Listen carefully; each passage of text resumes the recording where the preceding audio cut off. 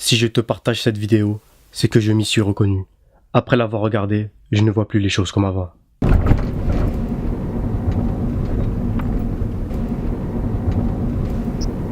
On est dans une situation critique, ya Ikhwan. On est dans une situation de cancer, de phase finale du cancer de la foi, ya Ikhwan. Sauf qu'on s'en rend même pas compte, c'est ça le plus grave. On est dans une situation urgente. Combien d'entre nous n'arrivent pas à dormir la nuit par rapport à ce qui se passe à nos frères et sœurs? Allah, combien? Allah. Même al-mahabba, même le lien d'amour, fils abilillah, il a tellement disparu à ce point-là. À ce point-là qu'on est sur Facebook, on voit un truc, on voit une vidéo avec nos frères et sœurs qui se font massacrer. Ah, rahimahumullah. Et 5 minutes après, on est en train de bahak avec quelqu'un au téléphone. Nos cœurs, ils sont morts à ce point-là, subhanallah. Au point que si quelqu'un, on ne le connaît pas, on ne sait pas l'aimer. C'est ça l'amour fils abilillah. Aimer pour Allah, c'est réussir à aimer quelqu'un que tu n'as jamais vu de ta vie, Yahri. Parce qu'il a une foi qu'il partage avec toi, qui est la chose la plus importante. Est-ce qu'on pense, ne serait-ce que dans nos doigts, à faire des doigts pour nos frères et sœurs à travers le monde? Partout. Est-ce que quand on voit ce qui se passe, nos cœurs ils se retournent? Est-ce qu'on a peur pour nos frères qui se fassent tuer dans la rue? Est-ce qu'on a peur pour eux? Est-ce que quand tu vas rentrer, est-ce que quand je vais rentrer chez moi avec ta femme, elle va voir ton visage, elle va dire qu'est-ce que t'as, ya Habibi? Qu'est-ce qui se passe? Tellement ça va se voir sur nos visages.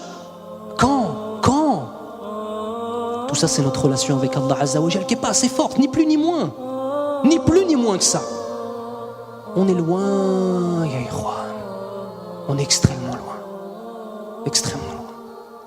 C'est un musulman, même si un bébé, bon, j'ai le pouvoir de dire, ça m'énerve.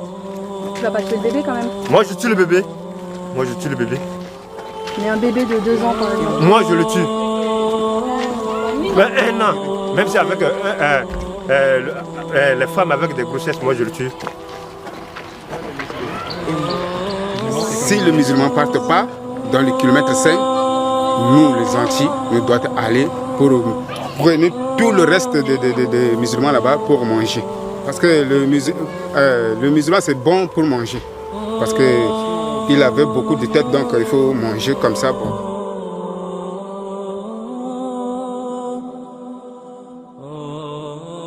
Le corps brûlé, on coupe la tête, jetée. Et prenez la tête pour taper avec le ballon. Ce n'est pas ça.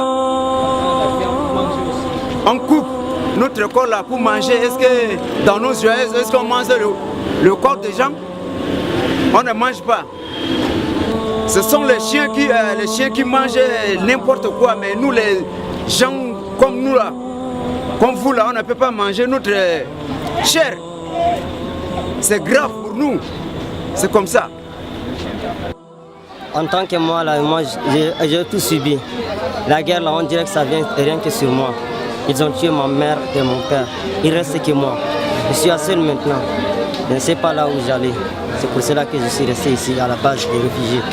Et moi, j'ai parti à l'école. J'ai promené. À mon retour, les anti-Balaka sont attaqués. Et je suis précipité d'aller à la maison. Je n'y suis pas arrivé. Et ils m'ont dit qu'ils ont tué mon père et ma mère. L'histoire d'un homme que j'ai rencontré ce matin au camp réfugié, il est en train de me raconter une histoire réelle qu'il a vécue sur le terrain. L'histoire c'est quoi? On a tué son fils, on l'a obligé de manger la chair de son propre fils. Il l'a mangé par obligation, mais ce dernier, il parlait en pleurant. Il me dit s'il pouvait pleurer avec du sang à lait, il le fera. Vraiment, et il a dit adieu à la viande. Lui, il ne va plus jamais manger de la chair, que ce soit la chair des animaux, comme poissons, etc. Il a juré de ne plus manger la viande parce qu'on l'a obligé de manger la chair de son fils, mes frères. C'est vraiment terrible. Ces gens-là, ce sont eux qui nous aident ici à vivre. Sans eux, on serait déjà morts. Parce que les vivres ils nous amènent des vivres chaque fois. Nous mangeons grâce à eux une fois par jour. Mais ça ne nous dérange pas. L'essentiel, c'est de vivre. Mais seulement, nous remercions beaucoup l'opinion internationale ainsi que les bienfaiteurs. Nos bienfaiteurs que vous êtes. Alors nous vous encourageons de continuer à agir de la même façon pour ne pas que nous mourions de faim. Parce que nous venons de très loin.